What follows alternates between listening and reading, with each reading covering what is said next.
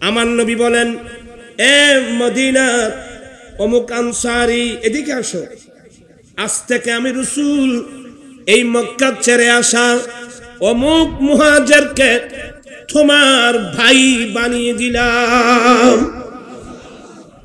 মদিনার আনসারী বলছেন, নবী গো, আমি ভাই হিসেবে গ্রহণ করলাম। আল্লাহু আকবার। আমার রাসূল বলছেন, এ মদিনার অমুক আনসারী, আমি আজ থেকে মক্কা ছেড়ে আসা অমুক মুহাজিরকে তোমার ভাই বানিয়ে দিলাম। বান্দা, যখন তোমরা একে অপরের শত্রু ছিলে, মক্কার জমিনে রাসূল করিম সাল্লাল্লাহু আলাইহি ওয়াসাল্লাম পৃথিবীর জমিনে যখন তশরিফ আনলেন, দেখা গেল মানুষের মধ্যে মায়া, মমতা, ভালোবাসা, স্নেহ এগুলো কিছুই ছিল না। ইয কুনতুম আ'দাআ, বান্দা যখন তোমরা একে অপরের শত্রু ছিলে। এই আয়াতের তাফসীরে গেলে দেখবেন যে আরবের বড় বড় দুটো গোত্র, একটা গোত্রের নাম আওস আর একটা গোত্রের নাম খাজরাজ। এই দুই গোত্রের মানুষ তুচ্ছ ঘটনাকে কেন্দ্র করে এমন মারপিট ওরা করত, তাদের এই মারপিটগুলো প্রায় 120 বছর পর্যন্ত বলবৎ ছিল। আর 120 বছরের মধ্যে হাজার হাজার মানুষ কবরস্থানে চলে গিয়েছিল। নাউজুবিল্লাহ বলছেন কি মানি? মানুষের মধ্যে কোনো ভালোবাসা, স্নেহ, মায়া, মমতা, ভ্রাতৃত্ব বলতে কিছুই ছিল না। মানে আকৃতিতে মানুষ, স্বভাবগতভাবে মানুষ চতুষ্পদ জন্তুর চেয়ে আরো নিকৃষ্ট ছিল। আরো গভীরে গেলে আরবের ইতিহাস যদি সামনে আনা হয়, দেখবেন যে কোন মানুষের ঘরে যদি একটা কন্যা সন্তান জন্ম নিত, স্বয়ং নিজের জন্মদাতা বাবা এই মেয়েকে লালন পালন করার ভয়ে নিজের বাবা নিজের এই মেয়ে সন্তানকে জীবিত মাটির নিচে দফন করে দিত।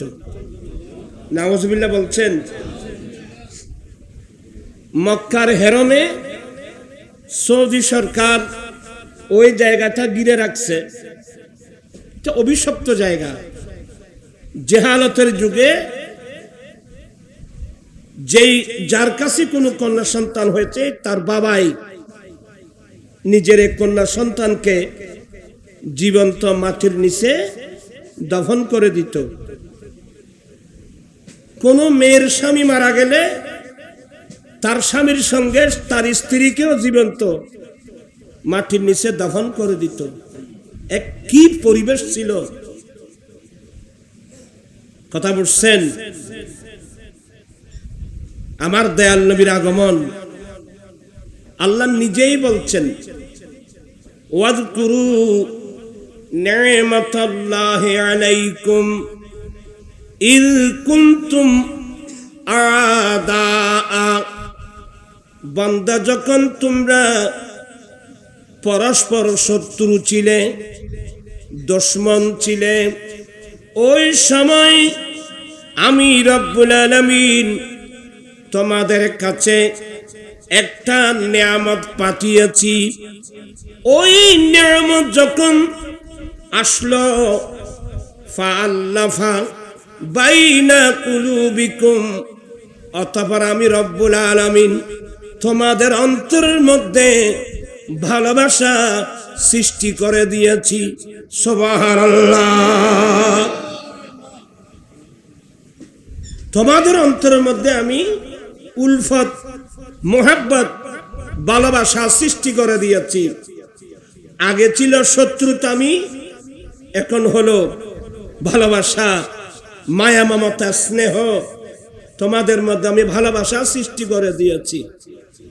ফাসবাহতুম বিনিমাতিহি ইখওয়ানা, সেই নিয়ামতের ওসিলায় তোমরা আজকে সমাজের মধ্যে একে অপরের সাথে কাঁধে কাঁধ মিলিয়ে ভাইয়ের মতো ভাই ভাতৃত্ব সুলভ আচরণের মাধ্যমে শান্তিতে তোমরা বসবাস করছো। বান্দা, আল্লাহর সেই নিয়ামতের কথা স্মরণ করো।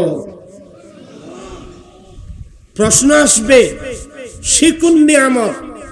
যে আল্লাহর নিয়ামত আসার কারণে মানুষের শত্রুতা মিটা ভালোবাসায় পরিবর্তন হয়ে গেল, মানুষের মধ্যে ভ্রাতৃত্ববোধ এসে গেল, স্নেহ মায়া মমতা আসলো, সে কোন নিয়ামত? উত্তর আসবে একটাই, নিয়ামাতুল কুবরা আলাল আলামিন নবী মুহাম্মদুর রাসূলুল্লাহ সাল্লাল্লাহু আলাইহি ওয়াসাল্লাম। চিৎকার দিয়ে বলুন না সুবহানাল্লাহ। ইন ওয়াফাই ফেলোসাই ইন কিলে দিও দেরে থাদ দিয়ে রেডে লাগাতে লাগবে, আরাম মৃত্যু নাইলে আঘাত করলে কেন করিবে?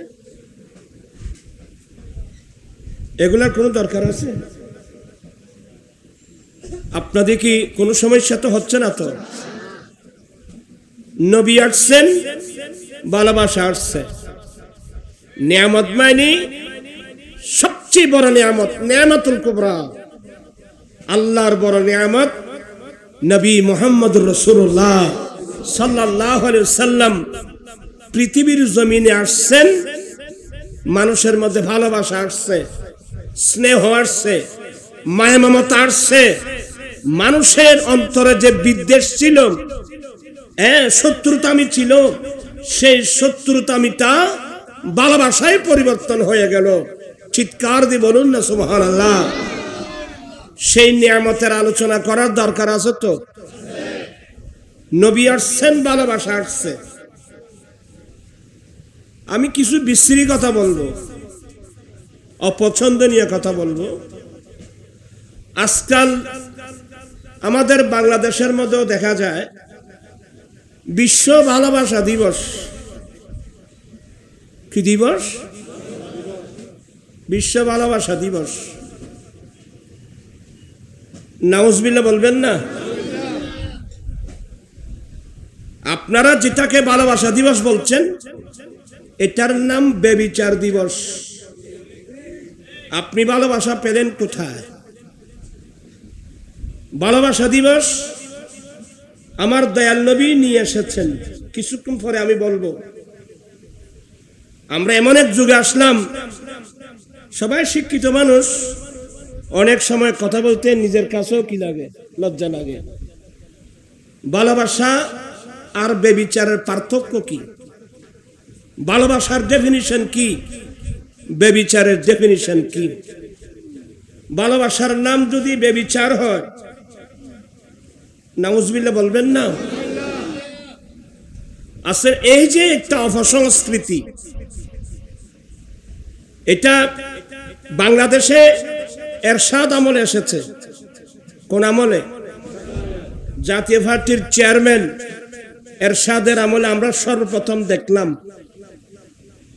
ঢাকা ইউনিভার্সিটির ক্যাম্পাসের মধ্যে দেখা গেল এই ভালোবাসা দিবস নামক একটা ব্যভিচার দিবস। ছেলে মেয়ে তো প্রত্যেকের আছে, অনেক সময় লজ্জা লাগে। 500 জন ইয়ং যুবককে সাজানো হলো, 500 যুবতী মেয়েকে সাজানো হলো, বুকে এবং পিঠে ব্যানারের মতো লেখা ক্যাম্পাস প্রদক্ষিণ করা হলো।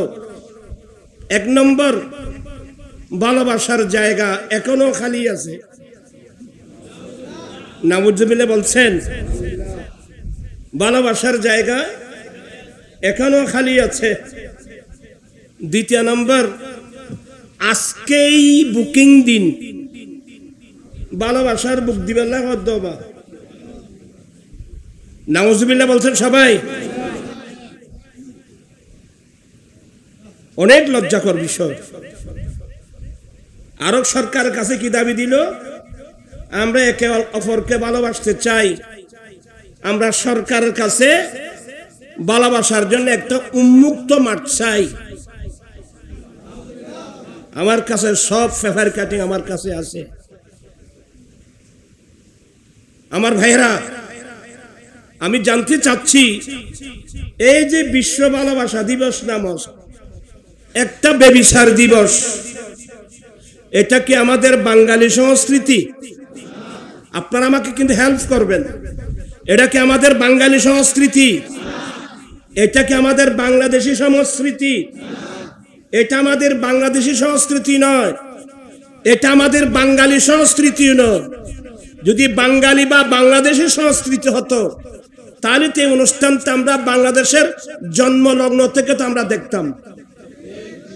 এটা আমাদের বাঙালি সংস্কৃতি নয়, এটা আমাদের বাংলাদেশি সংস্কৃতি নয়, এটা একটা কমপ্লিট আমেরিকা ইউরোপের অপসংস্কৃতি। আমি সরকারের কাছে অনেকবার দাবি দিয়েছি, এই অনুষ্ঠান বাংলার জমিন থেকে চিরদিনে বন্ধ করে দেওয়া হোক।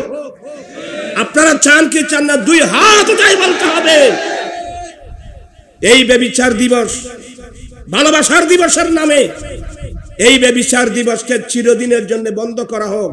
কারণ এটা আমাদের বাঙালি সংস্কৃতিও নয়, এটা আমাদের বাংলাদেশি সংস্কৃতিও নয়, এটা সম্পূর্ণ একটা অপসংস্কৃতি আমেরিকা ইউরোপের। তবে আমাদের একটা দুর্ভাগ্য, আমরা এমন একটা জাতি, আমরা বাইরের অপসংস্কৃতিকে ভালোবাসতে গিয়ে নিজস্ব সংস্কৃতি আমরা হারিয়ে ফেলি।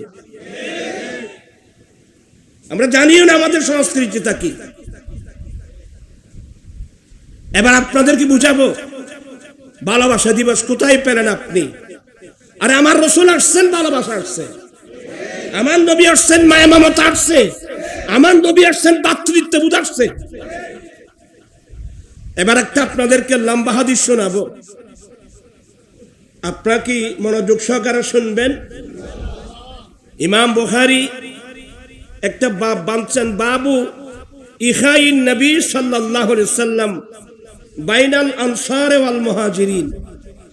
এই আলোচনাটা বর্তমান সময়ের জন্য অত্যন্ত গুরুত্বপূর্ণ। কারণ আমাদের দেশে এমন অবস্থা দেখতেছি, এক হাত জাগার জন্য ভাই ভাইকে ছুরি মেরে মেরে ফেলতেছে। আপনি জজ কোর্ট, হাইকোর্ট, সুপ্রিম কোর্টে যান, ভাইয়ের বিরুদ্ধে ভাই মামলা। এক হাত জাগার জন্য, দুই হাত জাগার জন্য ভাই ভাইকে ছুরি মেরে ফেলে দিচ্ছে। আমি বিনয়ের সাথে বলবো, আমরা কোন নবীর উম্মত? নবী আমাদেরকে কি শিক্ষা দিলেন? আমরা কোন পথে যাচ্ছি? ভাই কিভাবে ভাইয়ের উপর আঘাত করতে পারে? শুধু ভাই না, আল্লাহর নবী বলেন, আল মুসলিমু মান সালিমাল মুসলিমুনা মিন লিসানিহি ওয়া ইয়াদিহি। আমার দয়াল নবী বলেন, সেই ব্যক্তি মুসলিম হওয়ার দাবি করতে পারে যার হাত এবং মুখের আঘাত থেকে আরেকজন মুসলমান নিরাপদ থাকবে। আপনার হাত এবং মুখ থেকে যদি আরেকজন মুসলমান নিরাপদ না থাকে, আপনি মুসলিম দাবি করার কোনো অধিকার আপনার কাছে নাই। আমার জীবন মরণ সাজাবো মাদানি। তোয়ার এটা সাঁতারে নো, তোয়ার সাকতায় মানুষ তো এটা ফানি ভাত খাওয়া জানাবে এখন।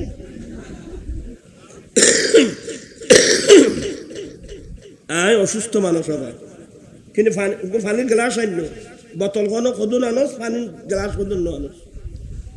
সালাতুন ইয়া রাসূলুল্লাহ আলাইকুম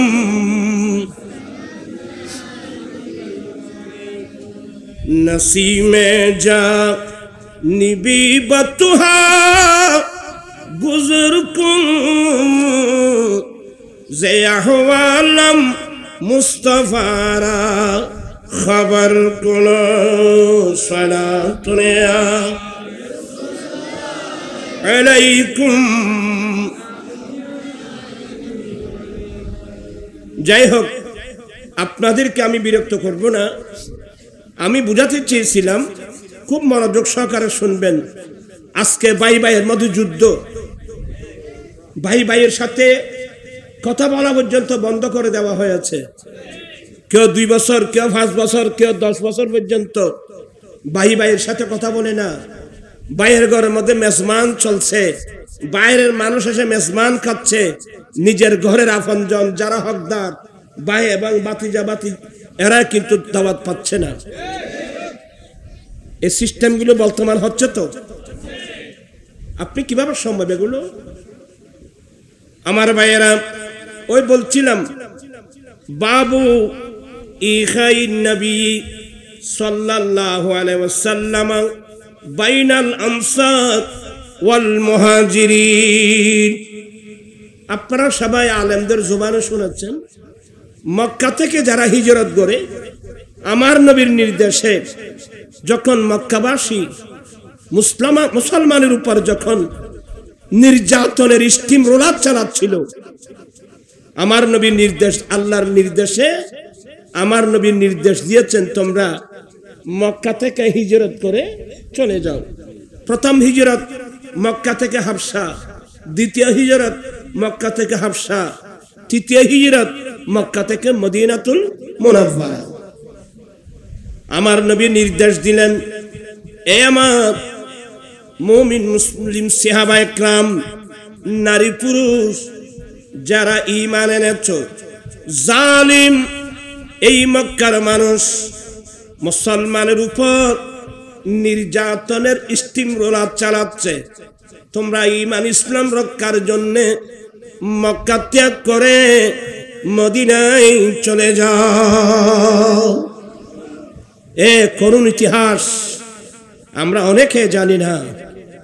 ইসলামের প্রাথমিক যুগে মুসলমানের উপর কি নির্যাতন হয়েছিল। আমার নবীর নির্দেশে সবাই চলে গেলেন মদিনাতুল মুনাওয়ারা। ওই সময় মদিনাতুল মুনাওয়ারা নাম ছিল না, নাম ছিল ইয়াসরিব।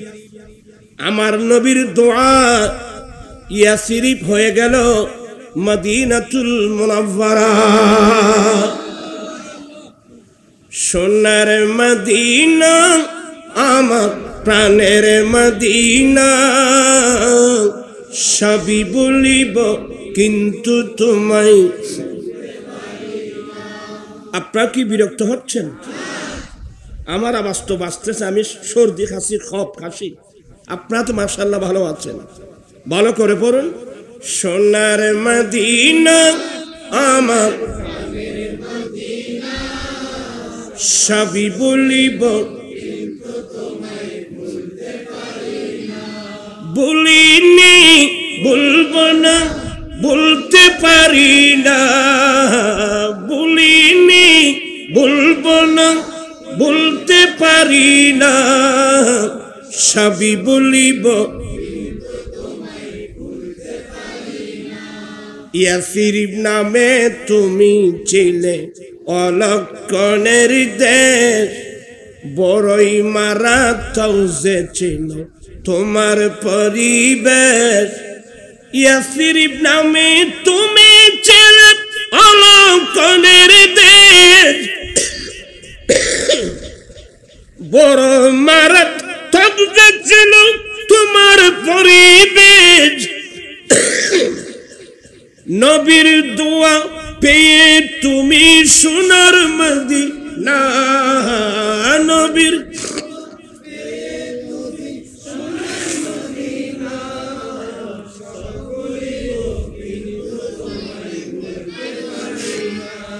সোনার মদিনা আমার প্রাণের মদিনা, সবই বলিব।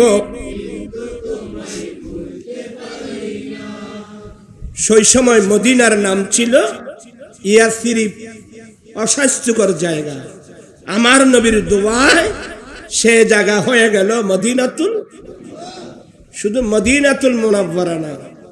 শেখ মুহাক্কিক দেহলভী তার বিখ্যাত কিতাব জজবুল কুলুব ইলা দিয়ারিল মাহবুব, এই কিতাবের মধ্যে মদিনাতুল মুনাওয়ারার 12টা নাম নকল করে। উমিরতু আন উসাম্মিয়াল মদিনা তাবা তাইয়্যিবা তাবা, আমাকে নির্দেশ দেওয়া হয়েছে আমি যেন মদিনা শরীফের নাম তৈয়বা রাখি, তওবা রাখি, তৈয়বা রাখি।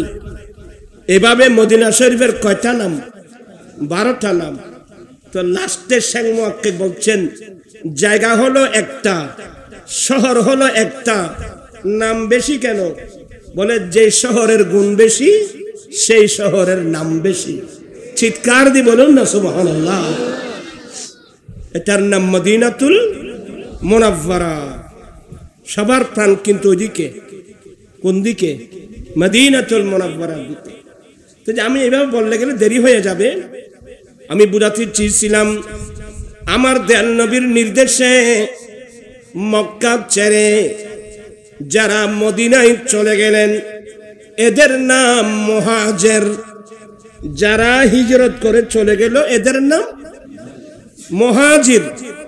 আর মদিনাবাসী যারা এদেরকে আশ্রয় দিয়েছেন এদের নাম আনসার। আপনার কিন্তু মনোযোগ লাগবে। কিন্তু মক্কা থেকে যারা হিজরত করে মদিনায় গিয়েছিলেন ওদের নাম মুহাজির। মদিনাবাসী যারা ওদেরকে আশ্রয় দিয়েছেন ওদের নাম কিন্তু আনসার, বড় সাহায্যকারী। বিরক্ত হচ্ছেন বুধ আমার ভাইয়েরা?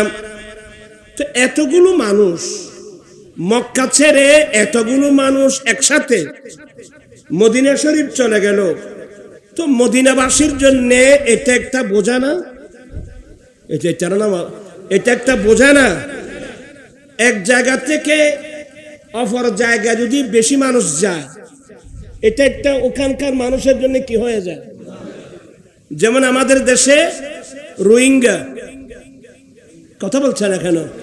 আমাদের দেশে বার্মান মানুষ প্রায় 11-12 লক্ষ মানুষ বার্মান মানুষ আছে না? তো এটা তো আমাদের জন্য একটা বিরাট বোঝা না? আমাদের দেশে মানুষের জনসংখ্যা বেড়ে যাওয়ার কারণে সরকার বাদ কন্ট্রোল করতেছে। কি কন্ট্রোল? বাদ কন্ট্রোল। ছেলে হোক মেয়ে হোক, আপনারা কিছু বুঝেন না বুঝো? ছেলে হোক মেয়ে হোক, 2টি সন্তানে যথেষ্ট। একটা হলে তো আরো ভালো, না হলে তো আরো ভালো।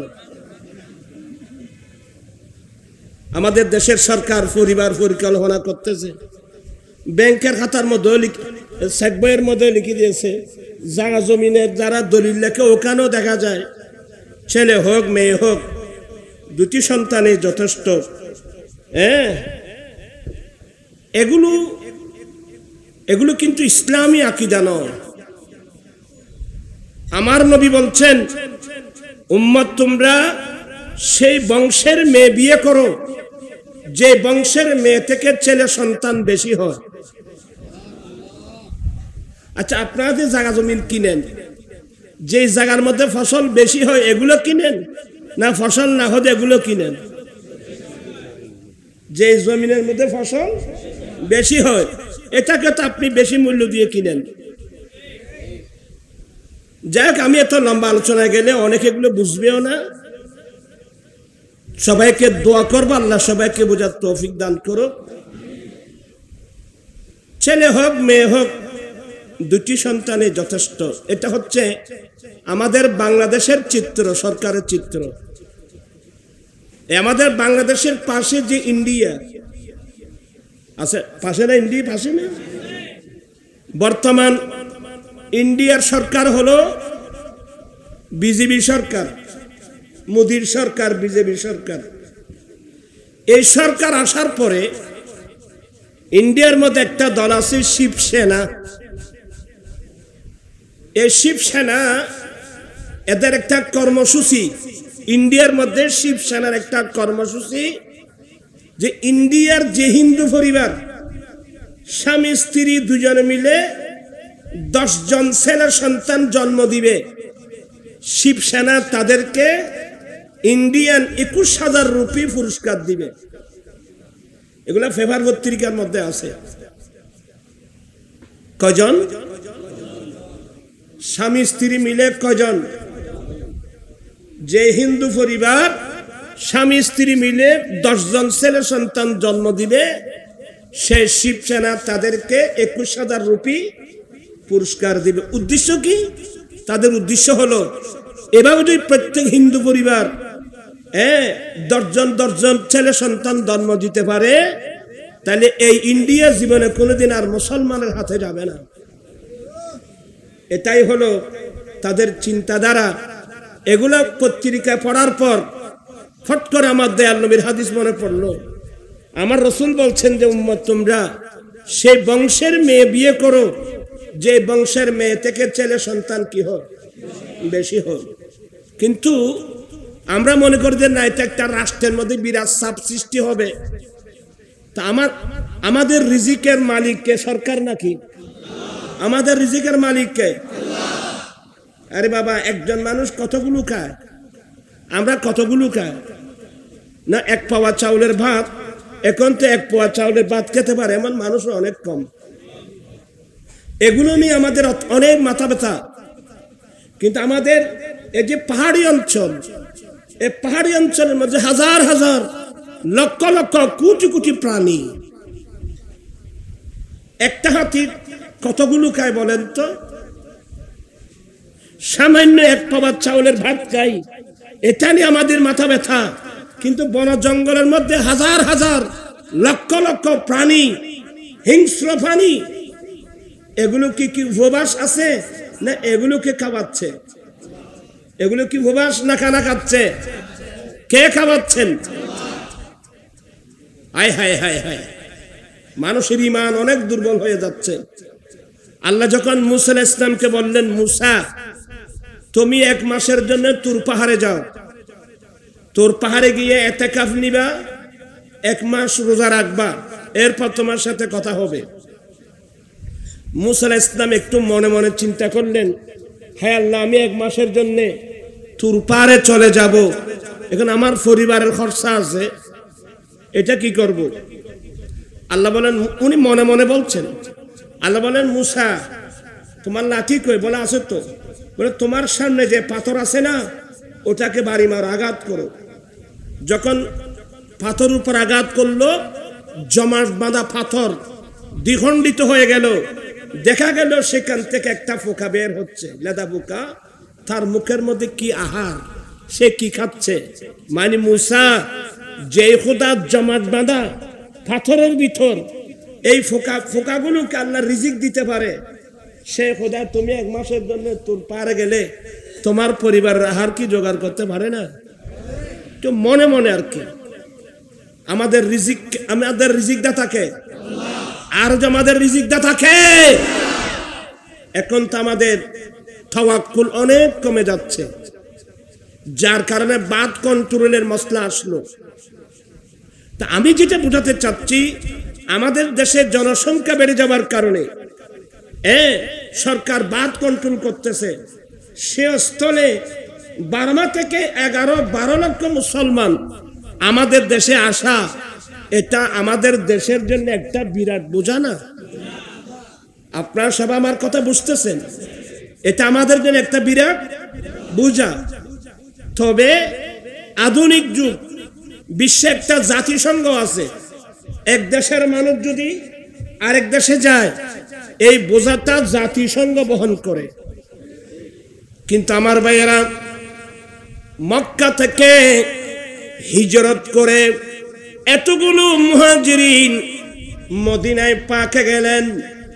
ওই মদিনাবাসীর জন্য এটা একটা বিরাট বোঝা না? তবে ওই সময় পৃথিবীর জমিনে জাতিসংঘ নামক কোন সংগঠন ছিল না। এতগুলো মক্কা ছেড়ে যাওয়া মুহাজিরিনদেরকে মদিনার জমিনে আমার নবী কিভাবে পুনর্বাসন করলেন? এটাই হলো সরকার মদিনার রাষ্ট্রবিজ্ঞান।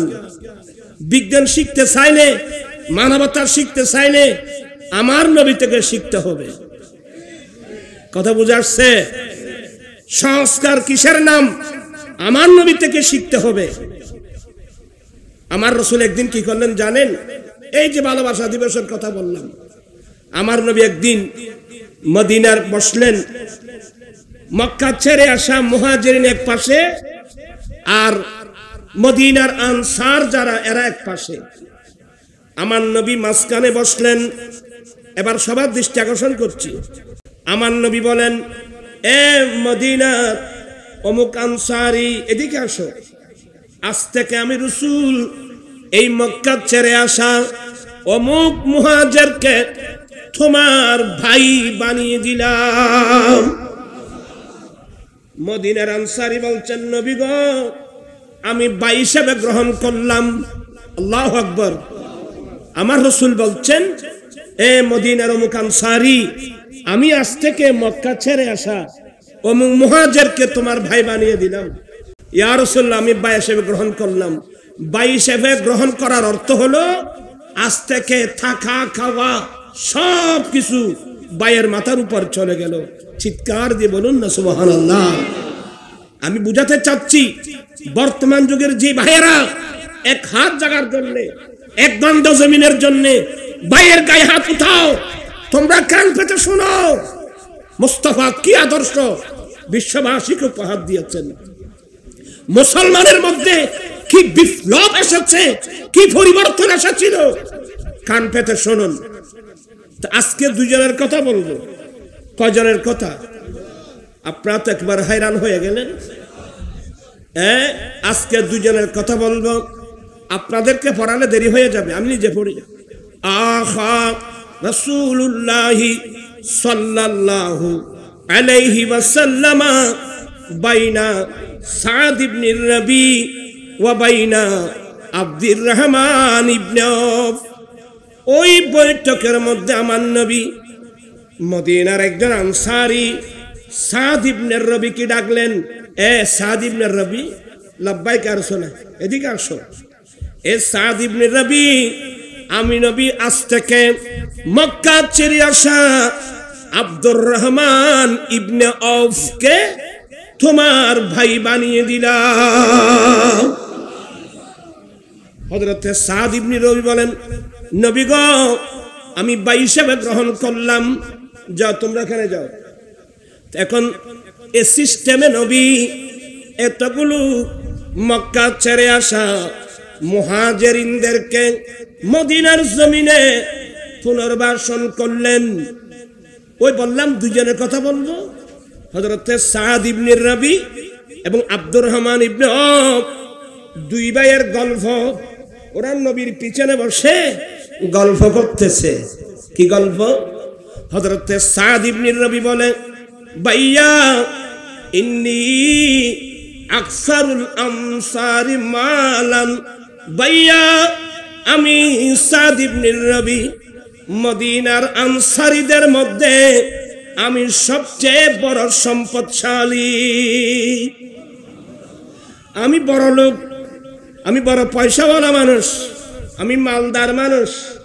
ইন্নী আকসারুল আনসারে মালান, আমি সম্পদের দিক দিয়ে আনসারীদের মধ্যে আমি বড় পয়সাওয়ালা মানুষ। তো ভাইয়া, আমার দয়াল নবী যখন তোমাকে আমার ভাই বানিয়ে দিল, ইন্নী উকসিমু মালি বিনিসফাইন, আমি আমার সমস্ত সম্পদ দুই ভাগে ভাগ করলাম। আল্লাহু আকবার, আল্লাহু আকবার। এই ভালোবাসা কোথায় গেল বাবা?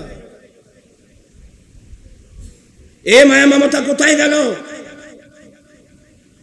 ভাইয়া, ইন্নী উকসিমু মালি বিনিসফাইন, আমি আমার সমস্ত সম্পদ দুই ভাগে ভাগ করলাম। এক ভাগ আমার থাকবে, যেহেতু তুমি আমার ভাই সেহেতু, আর অর্ধেক মাল আজ থেকে তোমার। এ ভালোবাসা কোত্থেকে আসলো বলেন তো? কি মায়া লাগাইলা মদিনায় মাকি, পড়েন। কি মা,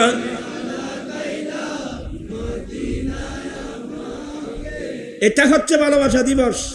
এ ভালোবাসা কিসের নাম শুনেন? কি মায়া লাগাইলা মদিনায়। আপনারা আমাকে একটু হেল্প করুন। কি মায়া লাগাইলা অন্তরে মোর আহাজারি হৃদয়ে মোর আহাজারি তুমি মদিনার সুখে আর কি মায়া আপনারা কি বিরক্ত হচ্ছেন মনে হয় না? মনে মনে চিন্তা করতেছো এখন আমি কি করি, কি করে এক হাদিসটাকে শিক্ষা নেন বাবা। বলে আমার অর্ধেক মাল আজকে আমি আমার সমস্ত মাল দুই ভাগে ভাগ করলাম। এই ভালোবাসা, এই ভ্রাতৃত্ব, এই উদার মন কিভাবে আসলো? আমার দয়াল নবী নিয়ে এসেছেন। সুবহানাল্লাহ। এই জন্য তো আমরা আয়োজন করে থাকি ঈদে মিলাদুন নবী সাল্লাল্লাহু আলাইহি ওয়াসাল্লাম। এবার শুনেন, হযরত সাদ ইবনে রবি বলেন, উনি যখন বললেন আমি আমার সমস্ত মাল দুই ভাগে ভাগ করলাম, এক ভাগ আমার, আজ থেকে এক ভাগ তোমার। কিন্তু হযরতে আব্দুর রহমান ইবনে আউফ এরা তো আত্মমর্যাদার সম্পন্ন ব্যক্তিত্ব, এরা কিন্তু আত্মমর্যাদার সম্পন্ন ব্যক্তিত্ব। আমরা যেই যুগে আসলাম আমাদের মধ্যে আত্মমর্যাদা বলতে কিছুই নাই। হ্যাঁ, ইল্লা মাশাআল্লাহ, হয়তো লাখের মধ্যে, হাজারের মধ্যে, লাখের মধ্যে হয়তো কয়েকজন থাকতে পারে। তবে আমি আপনাদেরকে বিনয়ের সাথে বলবো, আমাদের মধ্যে এখন আত্মমর্যাদা কিছু নাই। বলো হুজুর কিভাবে? এই যে বিয়ে শাদীর কথা বলতে যখন বসি, তোরা হুক্কে চাইতে লাগবে খারাপ আওয়াজ করে যাই তো করতে পারি ভাই, তোরা আর ক্লাসের উপযোগী মানুষ নয়। আমি আপনাদেরকে বুখারীর হাদিস পড়াচ্ছি। ওইটা সাহায্য দিকে সাহায্য ছোট সাহায্য দিব না, আর দিব না, আরো দুটো আয় হইতেন না। বলতে চাচ্ছিলাম আপনার কিন্তু মনোযোগ লাগবে বাবা। কিন্তু এবার কি বলছেন, আমি যেটা বোঝাতে চাচ্ছিলাম, আজকে যে বিয়ে শাদীকে সামনে রেখে বিয়ে সাহেব বড় যাত্রী কত, এটা কেন ধরলেন আপনি? ফার্নিচার কৈফত, এটা কেন ধরলেন আপনি? টাকা কেন দাবি করলেন? এই যে যৌতুক প্রথা, এটা ভিক্ষা প্রথা। কথা বলছেন না কেন? এটা ভিক্ষা। এই সমস্ত সংস্কার করার প্রয়োজন।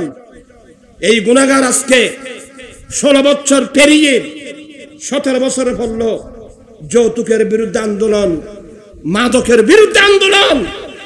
আলহামদুলিল্লাহ, সে আন্দোলনের ফসল আজকে হাজার হাজার ছেলে যৌতুক ছাড়া কি করতেছে? আপনারা কি সাক্ষী আছেন তো? আজকে আমি দেখতে চাই, হুজুর আমরা কয়দিন বাঁচবো? আমার বাবা কবরস্থানে, আমার দাদা দাদি কবরস্থানে, আমাকেও চলে যেতে হবে। আমি কয়দিন আছি দুনিয়ায়? যে সময় আমরা এখানে আছি, আমরা নবীর সুন্নাত মোতাবেক চলতে চাই কি চাই না? দুই হাত উঠাই বলতে হবে, চলতে চাই কি চাই না? আল্লাহু আকবার, ইয়া রাসূলুল্লাহ। আমার জীবন মরণ সাজাবো মাদানী রঙে, আমার জীবন মরণ মাদানী, সেই রঙে রঙিন হলে আল্লাহ রাসূল থাকবে আমার সঙ্গে। আমার জীবন মরণ মাদানী, আমার জীবন আমার মরণ আমি সাজাবো মাদানী রং দিয়ে। মাদানী রঙের অর্থ হলো আমার দয়াল নবীর সুন্নাত দিয়ে। আমরা রাসূল পাকের সুন্নাত দিয়ে আমরা আমাদের জীবনকে সাজাতে চাই কি চাই না?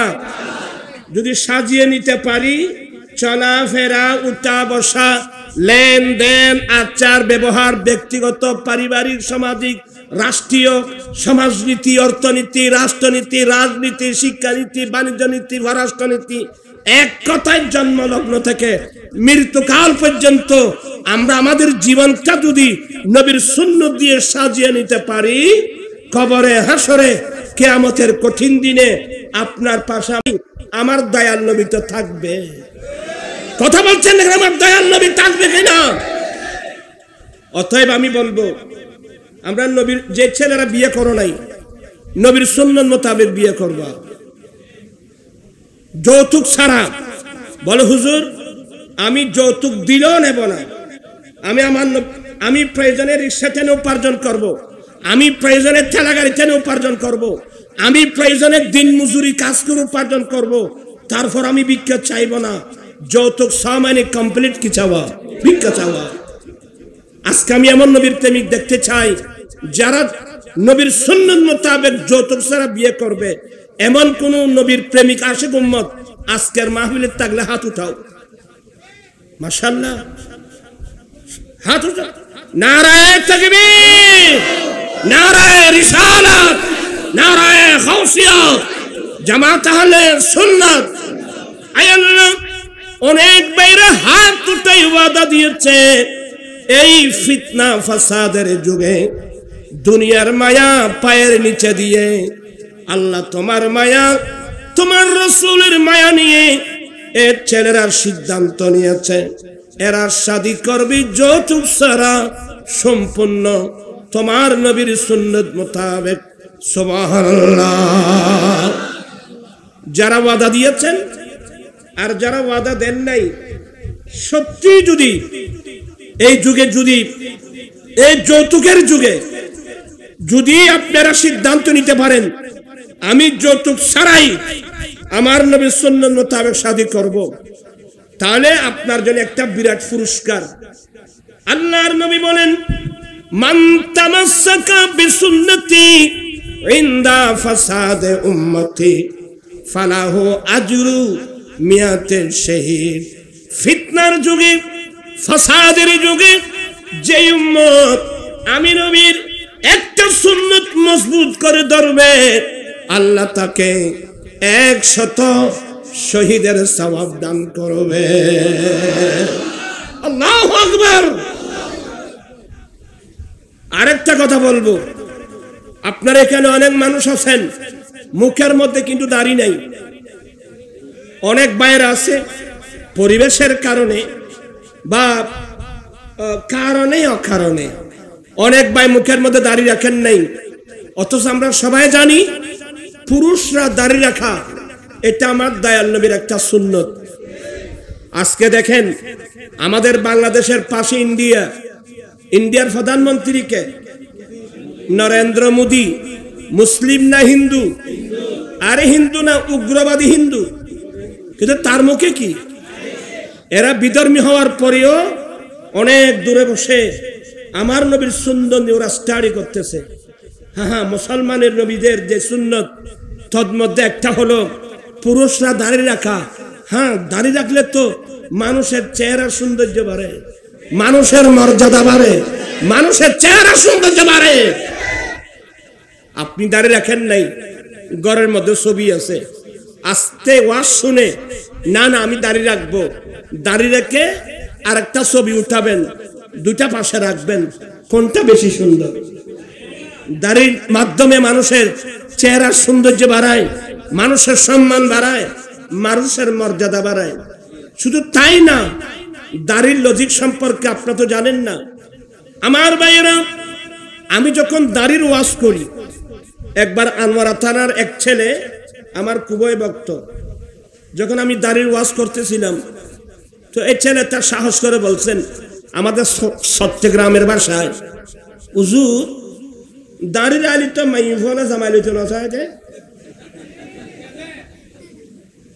আসলে ছেলে তার কথাটা ফেলে দেওয়ার নয়, কারণ মুসলমানের পরিবেশ এমন নষ্ট হয়ে গেছে, কোন মেয়ের জন্য পাত্র আসলে ছেলের মুখে দাড়ি দেখলে নিজের বাবাই পর্যন্ত ডিনাই করে দেয়, বলে এরা বুড়া জামাই। দাড়ি রাখলে কি মানুষ বুড়া হয়? এগুলো হলো মানুষের রুচি নষ্ট হয়ে গেছে, অপসংস্কৃতি এগুলো।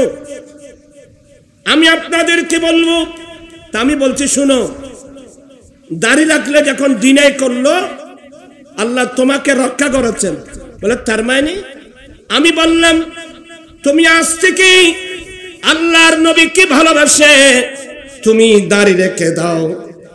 বিবাহ করার আগে তুমি পাত্রী নির্বাচনে যাওয়ার আগে মুখের মধ্যে দাড়ি নিয়ে যাও।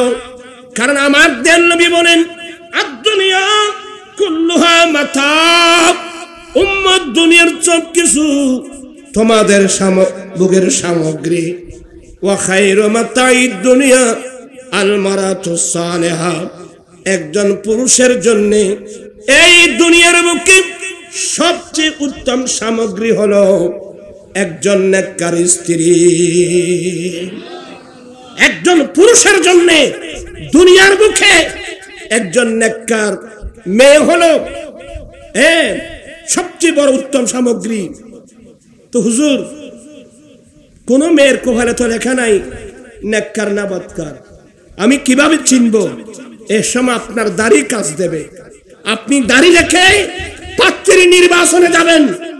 যেই মেয়েটা তোমার পছন্দ হলো, এই মেয়েটা তোমার মুখে দাড়ি দেখে তোমাকে ডিনাই না করে তুমি সিদ্ধান্ত নিতে পারবা এই মেয়ের অন্তরের মধ্যে আমার দয়াল নবীর প্রতি শ্রদ্ধা আছে, মহব্বত আছে, ভালোবাসা আছে।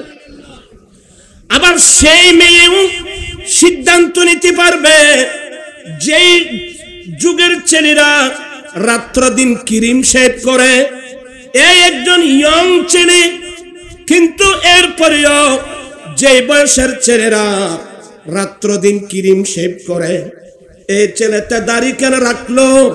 নিশ্চয় ছেলেটার অন্তরে আমার দয়াল নবীর ভালোবাসা আছে।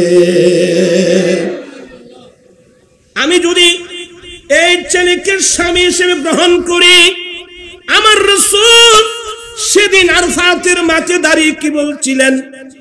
এই আমার পুরুষ উম্মত, তোমাদের উপর তোমাদের স্ত্রীদের কতগুলো হক আছে, অধিকার আছে। এক নম্বর অধিকার, আখাসতুমুহুন্না বিআমানিল্লাহ। উম্মত, তোমার স্ত্রী এটা তোমার দাসী নয়, এটা তোমার বাঁধি নয়। তোমার স্ত্রী এটা তোমার দাসী নয়, এটা তোমার বাঁধি নয়। এটা কি? আখাসতুমুহুন্না বিআমানিল্লাহ। ফরের ঘরের একজন মেয়েকে তোমার হাতে তুলে দেওয়া হয়েছে আকদের মাধ্যমে। এটা তোমার দাসী নয়, এটা আল্লাহর দেওয়া একটা আমানত। আল্লাহু আকবার। নারী জাতির কত বড় সম্মান! আমার রাসূল বলছেন, এ আমার পুরুষ উম্মত, তোমার স্ত্রী এটা তোমার দাসী নয়, এটা তোমার বাঁধি নয়, এটা আল্লাহর একটা আমানত। ওয়াস্তাহালালতুম ফুরুজাহুন্না বিকালিমাতিল্লাহ। বেয়াদবি মাফ করবেন, নবীর হাদিস বোঝাতে হয়। তার লজ্জাস্থান ব্যবহার করা তোমার জন্য হালাল করা হয়েছে আকদের মাধ্যমে। উচ্চস্বরে বলুন না সুবহানাল্লাহ। ওই মেয়ে বুঝতে পারবে, এই ছেলেটা যখন ইয়ং ছেলে দাঁড়িয়ে রাখছেন, নিশ্চয় তার অন্তরে আমার নবীর ভালোবাসা আছে। যার অন্তরে নবীর ভালোবাসা আছে, সে আমাকে ভালোবাসা দিয়ে ঘরে রাখবে, আমাকে বাঁধি এবং দাসীর মতো ব্যবহার করবে না। এই দাড়ি কত বড় কাজ দেবে আপনি জানেন? আমার জীবন মরণ সাজাবো মাদানে। আজ থেকে দাড়ি কে কে রাখবা? দেখি কে কে। মাশাআল্লাহ মাশাআল্লাহ। তুই রাখুন না, এটা রাখা গান আত্ম তুলি মিলি। আল্লাহ হায়াত দারাজ, মারহাবা বলুন। একটি কথা মনে রাখবেন বাবা, কেউ মনে কষ্ট নেবেন না। আমি যে কখন মারা যাব এ কথাকে আমি বলতে পারবো? অনেক ছেলেরা মনে করেন, এই ফুয়া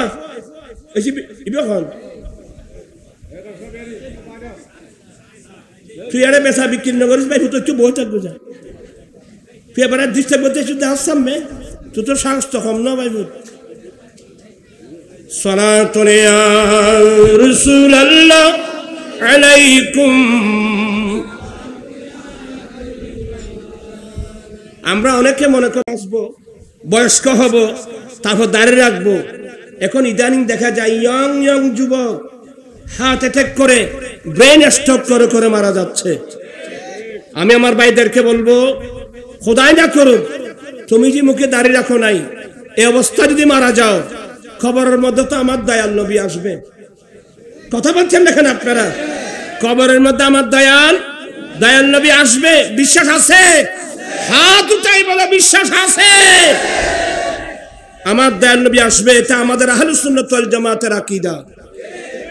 ইসলামের নামে অনেক দল আছে আহলুস সুন্নাত ছাড়া, এরা বলে নবী কিভাবে আসবে, এখানে একটা ফটো এগুলো হাদিসের অপব্যাখ্যা। এখানে কি এই হাদিসের কি অপব্যাখ্যা? খবরের ভিতর আমার রাসূল আসবে, কিভাবে আসবে এটা চিন্তা করার আপনার দরকার তো নাই। এরা নবী কেন মেরাজের হাদিস শুনেন নাই? আমার রাসূল মেরাজ রাত্রে যখন প্রথম আসমানে গেলেন, ওখানে আদম আলাইহিস সালাম। দ্বিতীয় আসমানে যখন গেলাম, ওখানে ঈসা আলাইহিস সালাম। তৃতীয় আসমানে যখন গেলাম, ওখানে ইউসুফ আলাইহিস সালাম। বাবা কেন? আদম আলাইহিস সালাম প্রথম আসমানে, উনি তো ইন্তেকাল করেছেন প্রায় 7-8 হাজার বছর আগে। কিন্তু মেরাজের রাত্রে আমার নবী দেখলেন কোথায়? প্রথম আসমানে। জিবরিল বলেন, নবী গো, ইনাকে চিনেন? এগুলা বুখারী মুসলিমের হাদিস, মেশকাতেও আছে। আমার নবী বলেন, তুমি বলো না জিবরিল, হাযা আবুকা আদম, ইনি আমার আপনার বাবা আদম আলাইহিস সালাম, সাল্লিমহু, আপনি সালাম করুন। আমার নবী সালাম করলেন। আদম আলাইহিস সালাম সালামের উত্তর দিয়ে দোয়া দিলেন, মারহাবা ইয়া ইবনে সালেহ, মারহাবা ইয়া নবী সালেহ। এবার বলুন তো, আদম আলাইহিস সালাম প্রথম আসমানে গেলেন কিভাবে?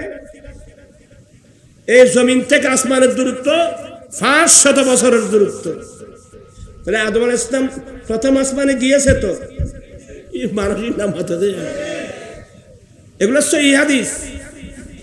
তাহলে বুঝতে হবে আল্লাহর নবীদেরকে সে পাওয়ার দিয়েছেন। তো মদিনা শরীফ থেকে বাংলাদেশের কবরস্থান কতটুকু? 7000 মাইল দূরে। যদি একজন নবী ইন্তেকালের হাজার হাজার বছর পরেও আসমানে যেতে পারে, কেউ দ্বিতীয় আসমানে, কেউ তৃতীয় আসমানে, কেউ চতুর্থ আসমানে, কেউ পঞ্চম আসমান, কেউ ষষ্ঠ আসমান, কেউ একেবারে সপ্তম আসমান হযরত ইব্রাহিম আলাইহিস সালাম, ষষ্ঠ আসমানে মূসা আলাইহিস সালাম।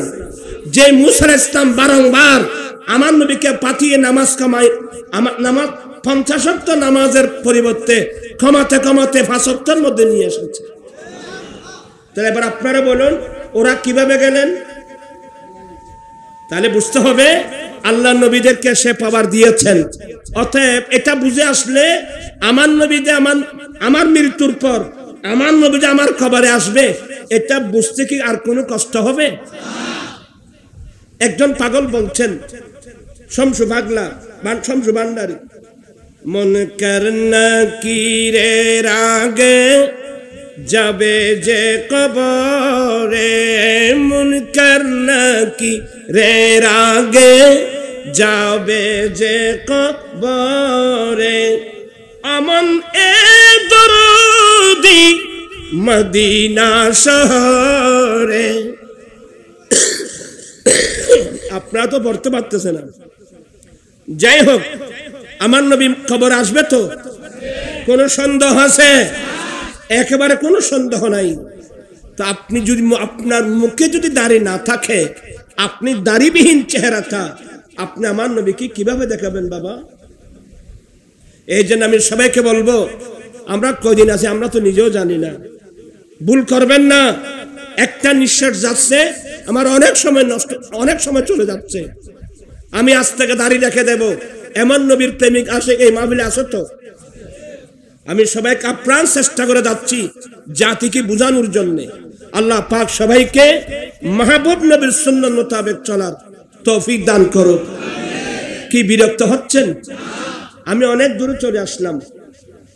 হযরত আব্দুর রহমান ইবনে আউফ বলেন, এখান থেকে ছিলাম, বলে আমি বড় পয়সাওয়ালা মানুষ, আমার অর্ধেক সম্পদ আমি মালকে 2 ভাগ করলাম, 1 ভাগ আমার, আজ থেকে আরেক ভাগ মাল তোমার। কিন্তু উনি কি বলছেন? উনি হ্যাঁ না কিছু বলে নাই। এবার হযরত সাদ ইবনে রবি বলেন, ভাইয়া আল্লাহর নবীর নির্দেশে মক্কা থেকে মদিনায় এসেছেন, মন ছোট করবেন না। আমি পয়সাওয়ালা মানুষ, আমার ঘরে দুইজন সুন্দরী স্ত্রী আছে, ভাই আমি তোমাকে এজাজত দিলাম, আমি তোমাকে পারমিশন দিলাম, তুমি আমার ঘরে যাও, আমার দুজন স্ত্রীকে দেখবা। ফাইয়ু আজাবহুমা, আমার দুজন স্ত্রীর মধ্যে আমার কোন স্ত্রীটা তোমার পছন্দনীয়, ফাসাম্মিহালি, তুমি এসে তার নাম বলে দাও। ফাউতাল্লিকুহা, আমি সাথে সাথে সেই স্ত্রীকে আমি তালাক দেব। ফাইদান কাদাত ইদ্দাতুহা, তালাকের পরে ইদ্দত যখন শেষ হবে তখন তুমি তাকে বিবাহ করে নাও। আল্লাহু আকবার। এই ইতিহাস ইসলাম ছাড়া পৃথিবীর কোন ধর্মের মধ্যে দেখাতে পারবেন না। অর্ধেক মাল দিয়ে দেওয়া, দুজন স্ত্রীর মধ্যে যেটা তার পছন্দনীয় একে তালাক দিয়ে ছেড়ে দেবে, ইদ্দত শেষ করে তুমি বিয়ে করে নাও। এই যে ভালোবাসা, এটা আমার দয়াল নবী নিয়ে আসছেন। সুবহানাল্লাহ বলুন, এটা আমার দয়াল নবী নিয়ে আসছেন। নিশ্চয়ই এই হাদিস যারা শুনেছেন আপনারা লজ্জিত হবেন, যারা ভাইয়ের গায়ের উপর আঘাত করতেছো। আপনারা যারা ভাইয়ের গায়ের উপর আঘাত করতেছো, এক হাত জায়গার জন্য, এক গন্ডা জমিনের জন্য ভাই ভাই মারতেছো, নিশ্চয় তোমরা লজ্জিত হবে। এরা কি মায়ের পেটের ভাই? না না, অন্য মানুষকে ভাই বানিয়ে দিয়েছেন। তাহলে মায়ের পেটের ভাই যারা হবে, আমার আল্লাহ কোরআন শরীফ বলছেন ইন্নামাল মুমিনুনা ইখওয়া, মুমিন মুমিন ভাই ভাই। আমার ভাইরা কি আমার রাসূল ভালোবাসা নিয়ে এসেছেন। এবার আসুন হযরতে আব্দুর রহমান ইবনে আউফ কি বললেন। এরা আত্মমর্যাদা সম্পন্ন ব্যক্তি। উনি কি বললেন? আমি নেব না, পারবো না, এ শব্দ বলে নাই। কথার ভাষা দেখেন, বারাকাল্লাহু ফি মালিকা ওয়া হালিকা, ভাইয়া আপনার মালের মধ্যে বরকত দান করো, আপনার সম্পদের মধ্যে, আপনার স্ত্রীর মধ্যে বরকত দান করুক। আল্লাহ আপনার মালের মধ্যে বরকত দান করুক, আপনার স্ত্রীর মধ্যে বরকত দান করুক।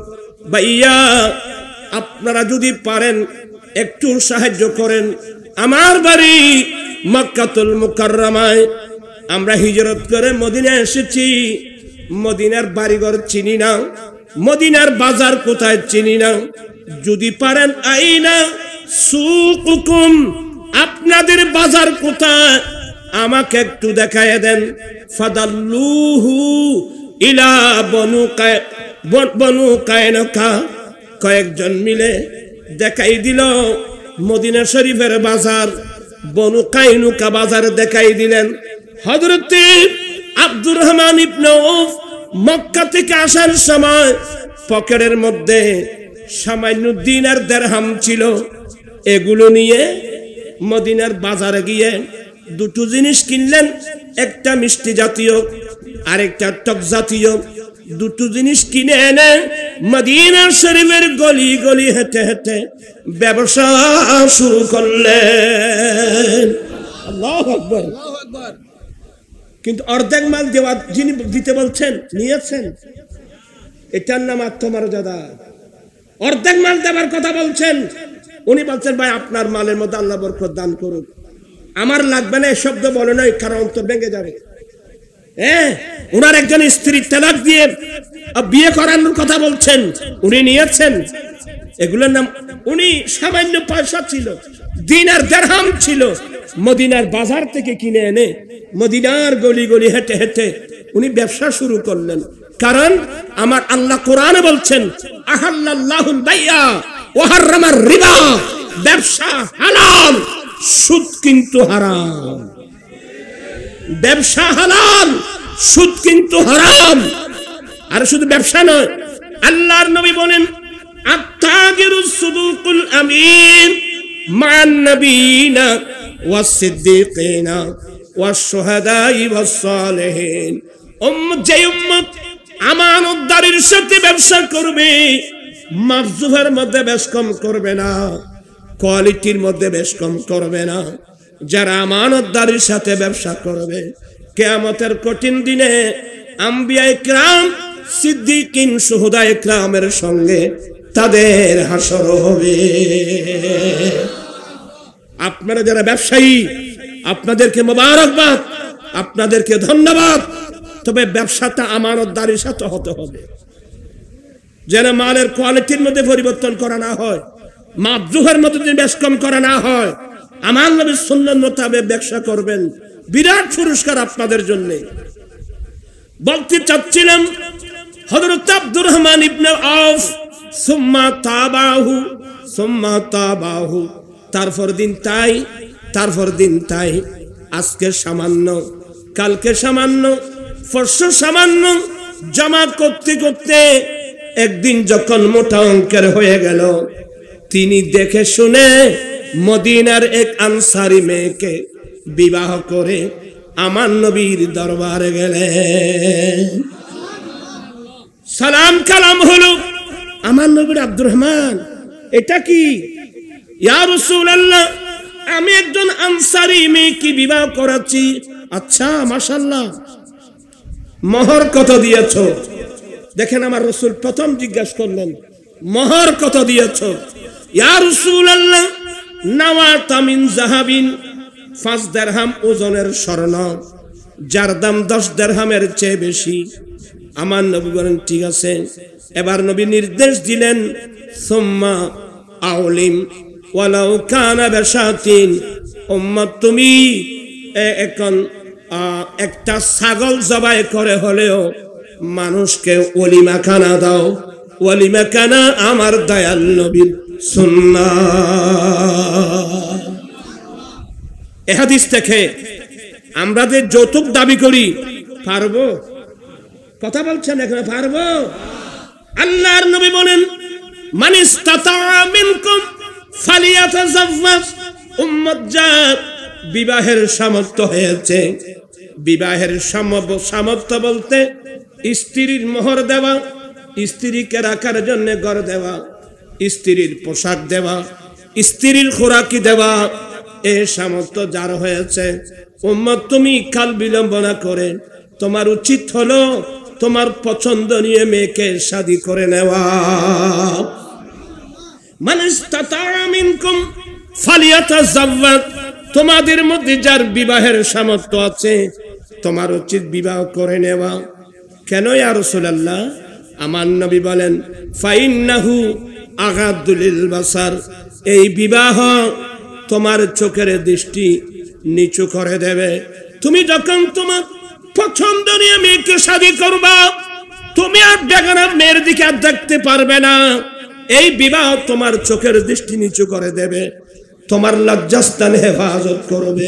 আল্লাহু আকবার। ওয়া মান লাম ইস্তাতি মিনকুম, যার বিবাহের সামর্থ্য নাই, স্ত্রীর মোহর দেওয়া, স্ত্রীকে রাখার জন্য ঘর দেওয়া, স্ত্রীর পোশাক দেওয়া, স্ত্রীর খোরাকি দেওয়া, কতটুকু? বিল মারুফ, একেবারে উন্নত মানের না, নিম্ন মানের না, মধ্যম পন্থায় স্ত্রীর মোহর দেওয়া, খোরাক দেওয়া, পোশাকি দেওয়া, এ সামর্থ্য যার নাই, উম্মত তুমি তোমার যৌবনতা কিভাবে কন্ট্রোল করবা? উম্মত সে সময় তুমি আল্লাহর প্রেমে রোজা রাখবে, ওই সময় তুমি আল্লাহর প্রেমে রোজা রেখে দিবা। এ রোজায় তোমার নফসকে নিয়ন্ত্রণে নিয়ে আসবে, দুর্বল করে ফেলবে, তুমি অ্যাক্সিডেন্ট থেকে নিজেকে রক্ষা করতে পারবা। আল্লাহু আকবার, আল্লাহু আকবার। প্রাণ পিসাই ভাইরা, আমার দয়াল নবীর আদর্শ, আমার দয়াল নবীর সুন্নাত, এক একটা তরিকা, এগুলো যদি আমরা অনুসরণ করি, সমাজের মধ্যে কোনো বিশৃঙ্খলা থাকবে, সমাজের মধ্যে কোনো অশান্তি থাকবে। আজকে আমরা কি দেখছি যে সমাজের মধ্যে, বলেন তো? এই যে তার নাম ভালোবাসা দিবস, ইসলামের ইতিহাসে এটাই। আমার নবী মক্কা ছেড়ে আসা মুহাজিরকে মদিনার এক আনসারীকে ভাই বানিয়ে দিয়েছেন, থাকা ওনার ব্যবস্থা করে দিয়েছেন।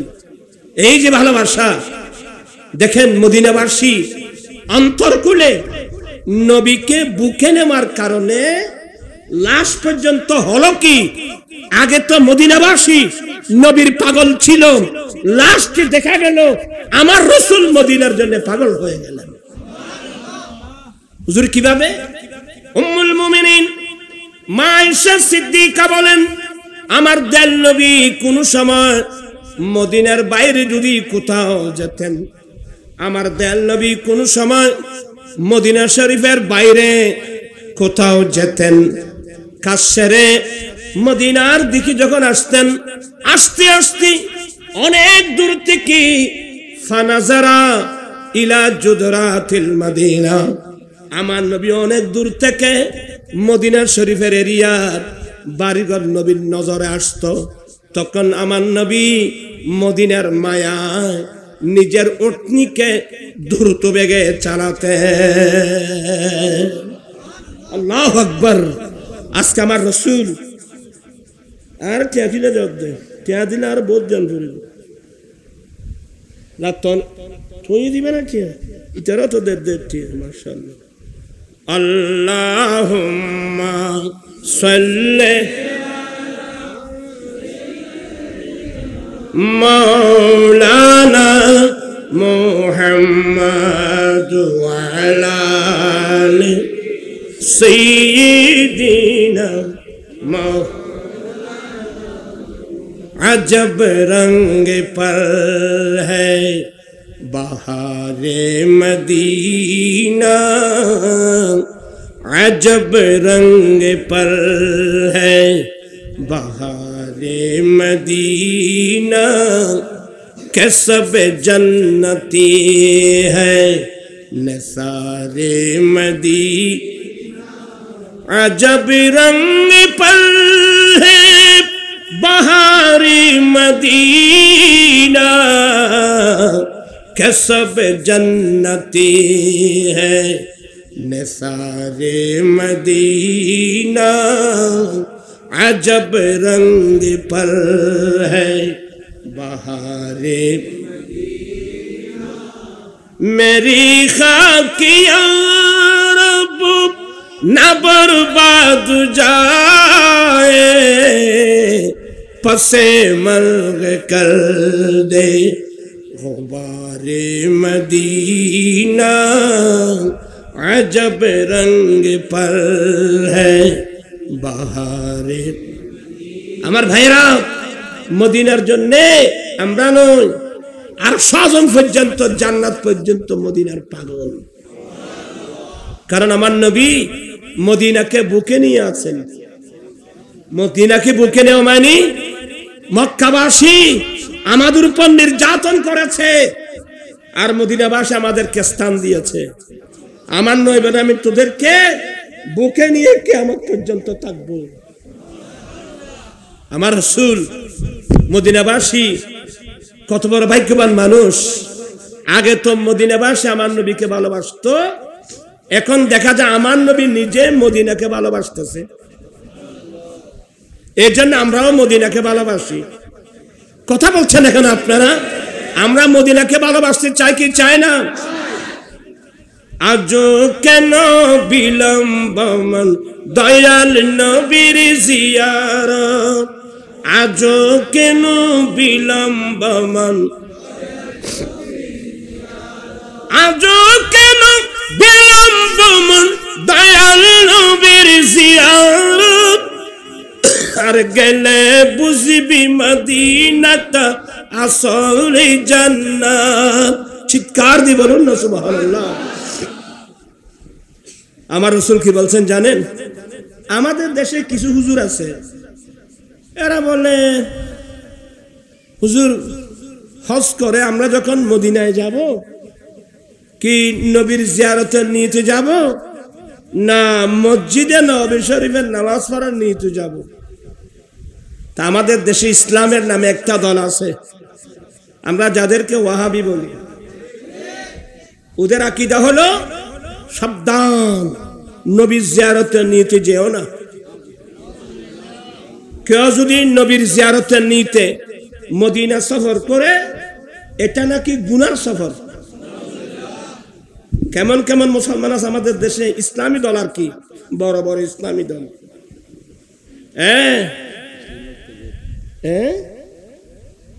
আমার কাছে এখনো মনে আছে, বিগত সরকারের আমলের এর আগের সরকার ওই সময় ছিল 7 দলীয় ঐক্য জোটের সরকার। সেই সময় ধর্ম বিষয়ক মন্ত্রণালয় থেকে হাজিদেরকে দেওয়ার জন্য হজ নির্দেশিকা বের করেছিল। যে কথাটা আমি মাইজবান্ডার মাহফিলে বলেছিলাম একজন মন্ত্রীর সামনে, ওখানে লিখছে যে নবীর জিয়ারতের নিয়তে, কোন কবর জিয়ারতের নিয়তে সফর করা যাবে না, মানে নবীর জিয়ারতের নিয়তে সফর করা যাবে না। যখন আমি লালদিঘির ফার এমন দোলাই দিলাম, তারপর বছর যেটা বের হলো, ওখানে দেখলাম যে নবীর কাছে কিছু চাওয়া যাবে না। কত বড় ষড়যন্ত্র! আমি সেদিন লাইভে বসলাম, লাইভে বলছে অনেক লাইভ, আপনারা তো দেখেন না মনে হয়, আমার লাইভগুলো দেখবেন। সেদিন আমি বলছি যে মদিনা নবীর জিয়ারতের নিয়তে মদিনায় যাওয়া এটা গুনার সফর নয়, এটা গুনাহ মাফ করানোর সফর। ওয়ালাউ আন্নাহুম ইযলামু আনফুসাহুম জাউকা ফাস্তাগফিরুল্লাহ ওয়াস্তাগফারা লাহুমুর রাসূলু লাওয়াজাদুল্লাহ তাওয়াবার রহিমা। এই আয়াতের তাফসীরে আমাদের আহলে সুন্নাত ওয়াল জামাতের তাফসীরের কিতাবগুলো রেখে দেন। কওমি লাইনের যারা আছে ওরা পর্যন্ত এই আয়াতের আলোকে, এমনকি পাকিস্তানের মুফতি শফি, কওমি লাইনের আশরাফ আলী থানভী, কওমি লাইনের শব্বির আহমদ ওসমানী, কওমি লাইনের এরা বলতেছে এই আয়াত থেকে একটা জাবেতা বেরিয়ে আসছে যে নবীর জিয়ারতের নিয়তে মদিনায় সফর করা এটা গুনাহের সফর না, কারণ আমার নবী জিন্দা। নবী দুনিয়ায় থাকতে যেভাবে মানুষ নবীর কাছে যাবে, নবীর ইন্তেকালের পরেও যেহেতু রাসূল জিন্দা, সেহেতু মানুষ নবীর কাছে যাবে, নবীর জিয়ারতের নিয়তে যাবে। বিরক্ত হচ্ছেন বোধহয় আপনারা, সব কথা প্রসঙ্গে আসতেছে আর কি, আমি ওই আলোচনায় যাব না, এটা দুঃখনীয় বিষয়।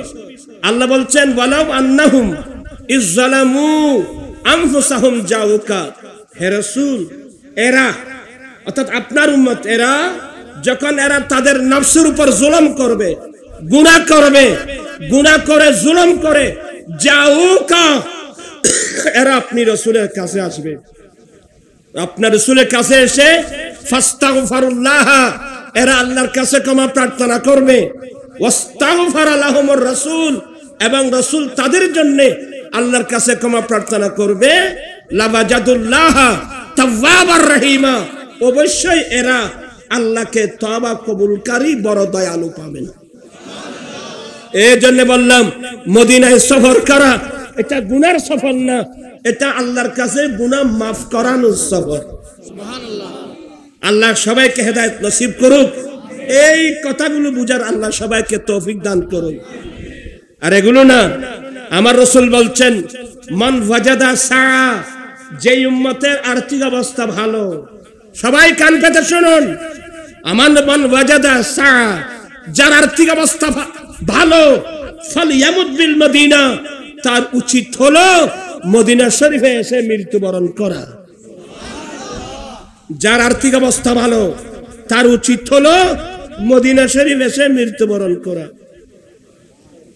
খলিফাতুল মুসলিমিন ওমর ফারুক রাদিয়াল্লাহু তাআলা আনহু সব সময় একটা দোয়া করতেন, আল্লাহুম্মা ইন্নী আসআলুকা শাহাদাতা ফি সাবিলিকা, মাওলা আমি ওমর তোমার রাস্তায় শহীদ হতে চাচ্ছি, এক নম্বর। দ্বিতীয় নম্বর, আমার শাহাদাতটা যেন তোমার রাসূলের শহরের মধ্যে হয়, মদিনা শরীফের মধ্যে হয়। দুটো দোয়া ফারুক আজমত আল্লাহর দরবারে কি হয়ে গেছে? কবুল হয়ে গেছে। আল্লাহ আমাদেরকেও, আমরা এক সময় নাত পড়তাম, এখন তো আর বয়সও নাই, এখন বয়স বেশি না, আর এমনি অসুস্থ। এক সময় আমরা অনেক সুন্দর নাত পড়তাম। ইনশাল্লাহ আল্লাহ যদি কোনোদিন তৌফিক দেয় সুস্থ হই, ইনশাল্লাহ নাতগুলো পড়বো আর কি। আল্লাহ পাক সবাইকে মাহবুব নবীর খাস উম্মত হিসেবে আল্লাহ কবুল করুক। আমি আর দেরি করব না।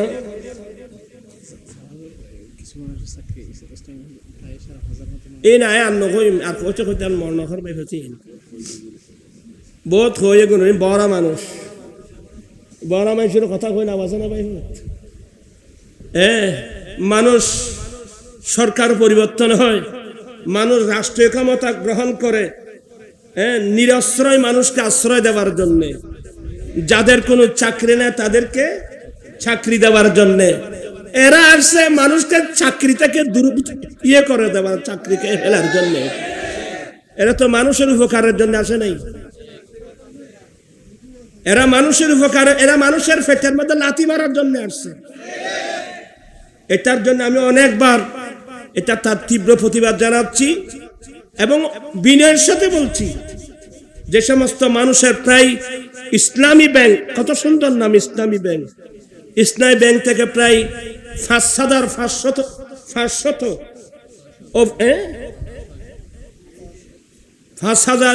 হোক 600 হোক অফিসার কর্মচারী, এদেরকে চাকরি থেকে কি করে দিল, বের করে দিল।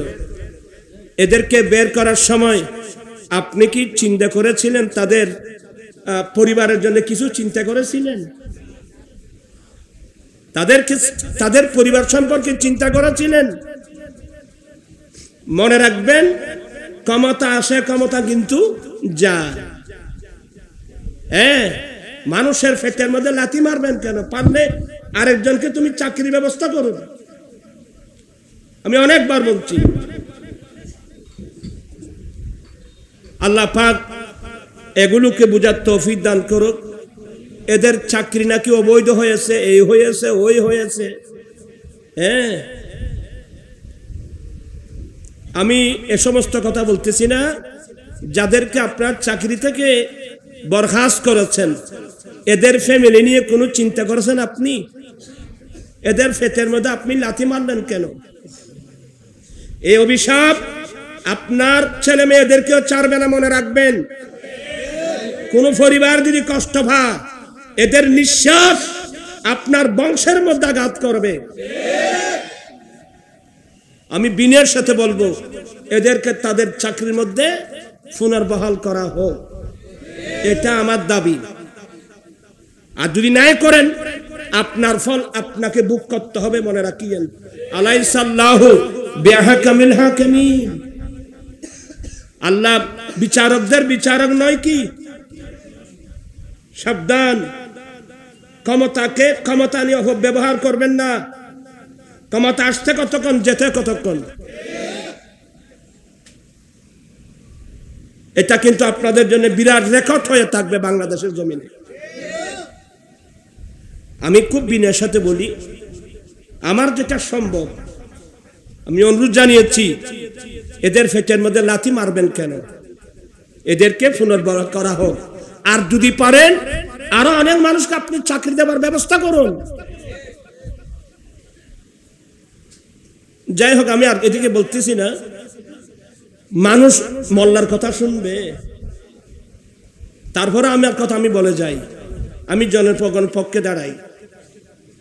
এই যে ছেলেরা কোথার জন্য আন্দোলন করেছিল, আমি সর্বপ্রথম এটাকে বলছিলাম যে তৎকালীন প্রধানমন্ত্রীকে বলছিলাম যে ছেলেদের যৌক্তিক দাবিগুলো মেনে নেওয়া হোক। আমি তো বলছিলাম এই ছেলেদের যৌক্তিক দাবিগুলো মেনে নেওয়া হোক। এখন কি দেখতেছি দেশের মধ্যে, বলেন? তা আমি আর কথা বাড়াচ্ছি না, রাত গভীর হয়ে গেছে। এখন ওয়াজ কে করবে?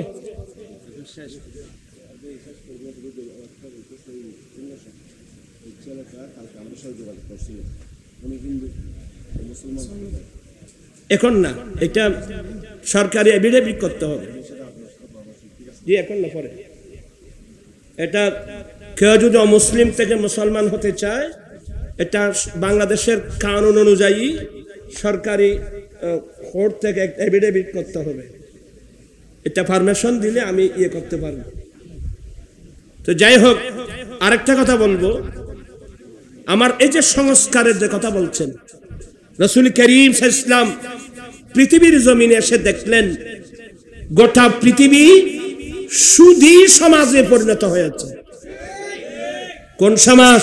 রাসূল এসে দেখলেন পৃথিবীটা শোষিত সমাজ। সুদ মানে গরিব মিসকিন কাঙ্গাল অসহায় মানুষকে শোষণ করার বড় অস্ত্র। আমার রাসূল এসে দেখলেন যে সুদ, আরে সুদ সুদ, চক্রবৃদ্ধি সুদ। আল্লাহর নবী বলেন, ইন্না রিবাল জাহিলিয়া তাহতা কদমাইয়া মওদু।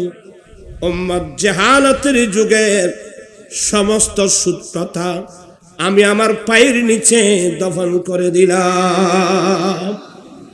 আমার দেশ নবী সুদ প্রথা, সুদ সিস্টেম দফন করে দিলেন।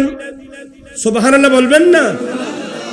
শুধু তাই নয়, আমার নবী বলেন লিরিবা সাবিঈনা হুবা।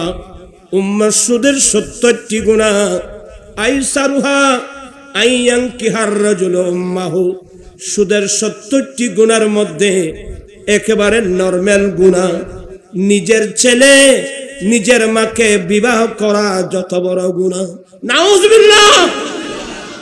আমার রাসূল এই দরিদ্রতা বিমোচনের লক্ষ্যে কি করলেন? যাকাত সিস্টেম এনে দিলেন। যাকাত ফরজ পুঁজিপতির উপর, যাদের সামর্থ্য আছে তাদের উপর মালের যাকাত আল্লাহ ফরজ করে দিলেন। তুখাযু মিন আগনিয়াইহিম, বড় লোক যারা তাদের থেকে নেওয়া হবে। ফাতুরাদ্দু আলা ফুকরাইহিম, গরীব মিসকিন কাঙ্গাল মানুষের মধ্যে বন্টন করা হবে। আমার রাসূল এসে কত সুন্দর সমাজ ব্যবস্থা দিলেন। যাকাত ভিত্তিক সুদ মুক্ত সমাজ ব্যবস্থা। যাকাত ভিত্তিক। আবার তোরা কথা হইলে ওয়াজের জন্য তোরা কথা হবে না। যাকাত ভিত্তিক সুদ মুক্ত সমাজ ব্যবস্থা, এটা হচ্ছে আমার রাসূলের সংস্কার। আপনারা কি করলেন? এই দেশের আমাদের ছেলেরা রাজনীতির নাম দিয়ে ইহুদি নাসারাকে খুশি করার জন্য তাদের সাথে কাঁধে কাঁধ মিলিয়ে কি করলো? সুদ ভিত্তিক যাকাত মুক্ত সমাজ ব্যবস্থা। আল্লাহ রাসূল দিয়েছেন যাকাত ভিত্তিক সুদ মুক্ত, আর আপনারা করলেন সুদ ভিত্তিক যাকাত মুক্ত। প্রশ্ন করতে পারেন, হুজুর কিভাবে? আরে ভাই, একজন মানুষ যাকাত ব্যাংকের সুদ যদি না দেয়, তাকে ধরে নেওয়ার জন্য পুলিশ আসবে না? মানুষের না মাথা কা। কিন্তু কোন মানুষ আজীবন মালের যাকাত না দেয়, তাকে ধরে নেওয়ার জন্য কোন পুলিশ আসবে কি? মানে এই সমাজে সুদের গুরুত্ব, এই সমাজে যাকাতের কোনো গুরুত্ব নাই। গোটা সমাজ ধ্বংস হয়ে গেছে। আজকে ইসলামী দল, বড় বড় ইসলামী দলের হুঙ্কার, আমরা ক্ষমতায় গেলে আমরা সরকারি গাড়ি বাড়ি ব্যবহার করব না। আজ পর্যন্ত এই ইসলামী দলের মুখ থেকে এই কথা শুনলাম না, যদি আমরা ক্ষমতায় যেতে পারি আমরা দেশকে সুদ থেকে মুক্ত করব। এই কথা বলার লোক তো কোনো পাওয়া যাচ্ছে না। ইসলাম দাবি করা সহজ, প্রমাণ করা কিন্তু কঠিন। কই এত বড় বড় ইসলামী দল মাঠে ময়দানে হুঙ্কার দিচ্ছেন, আমরা ক্ষমতায় গেলে আমরা সরকারি গাড়ি বাড়ি ব্যবহার করব না। ওয়েলকাম, ভালো কথা, কিন্তু এগুলো তো না। গোটা দেশটা সুদের মধ্যে ডুবে গেছে। কই আপনার মুখে বলা উচিত ছিল আমরা ক্ষমতায় গেলে সুদ থেকে আমরা রাষ্ট্রকে মুক্ত করব। এটা দরকার আছে কিনা? পাশাপাশি আমি একজন গুনাহগার মানুষ। আজকে 16 বছর পেরিয়ে 17 বছরে পড়ল যৌতুকের বিরুদ্ধে আন্দোলন, মাদকের বিরুদ্ধে আন্দোলন। অথচ এক সময় প্রধানমন্ত্রী ছিল মহিলা, বিরোধী দলের নেত্রী মহিলা, স্পিকার মহিলা, শিক্ষামন্ত্রী মহিলা। এতগুলো মহিলা মন্ত্রী থাকতে নারী জাতির উপর যৌতুক প্রথা থাকতে পারে কিভাবে? আমি গুনাহগার, সবাইকে নিয়ে সবার ভালোবাসাকে পুঁজি করে 16 বছর শেষ হয়ে এখন 17 বছরে যৌতুকের বিরুদ্ধে আন্দোলন, মাদকের বিরুদ্ধে আন্দোলন। কত মন্ত্রীকে লালদিঘির পারে জমিয়তুল মাঠে প্রধান অতিথি করে নিয়ে এসেছি, সুন্দর সুন্দর বক্তব্য রাখলো, কিন্তু সংসদে গিয়ে একটিবারও তো আমাদের আন্দোলনের কথা বলে নাই। কথা বুঝছেন? আমি আন্দোলন করে যাচ্ছি, এটা আমার কাজ নয়, এটা মন্ত্রী মিনিস্টারদের কাজ। রাষ্ট্রীয় ক্ষমতা যারা ব্যবহার করছেন, এটা আপনাদের কাজ। যৌতুক মুক্ত করা, মাদক মুক্ত করা। আজকে গোটা দেশ মাদকের সৈলাব কেন হলো আপনারা বলেন? এদেশের পুলিশ আছেন, বিজেপি আছেন, আর্মি আছেন, নেভি আছেন, এতগুলো প্রশাসনিক ব্যবস্থা থাকতে এতগুলো মাদক দ্রব্য রাষ্ট্রের মধ্যে ঢুকে কিভাবে? আজকে ছোট ছোট ছেলেরা পর্যন্ত মাদক সেবন করতেছে। এই যে ঐশী নামক যে মেয়ে, পুলিশ সুপারের মেয়ে, মা বাবা দুজনকে জবাই করে দিল, পত্রিকায় লেখছে মেয়েটা নেশা করে। এভাবে হাজার হাজার মানুষ এই নেশার কারণে, এই যে ফটিয়া, আপনাদের পাশে ফটিয়ার সাবেক মেয়র, জাতীয় পার্টি করত মাস্টার শামসুল হক, ওনার মারা যাবার পরে ওনার ছেলে মাকে বলছে, বাবা মারা গিয়েছে, বাবার নমিনি আমাকে দাও। বলে না, তোমাকে কিভাবে দেবো? আমি আছি, তোমার বোন আছে, আরো এদের আছে, বলে না আমাকে দাও। এ নেশা করে। একবার দুইবার তিনবার বলার পর যখন দিচ্ছে না, কোমর থেকে পিস্তল বের করে মায়ের মাথায় গুলি করে মেরে ফেলছে। এবার বলুন সমাজ কোথায় যাচ্ছে আমার ভাইয়েরা?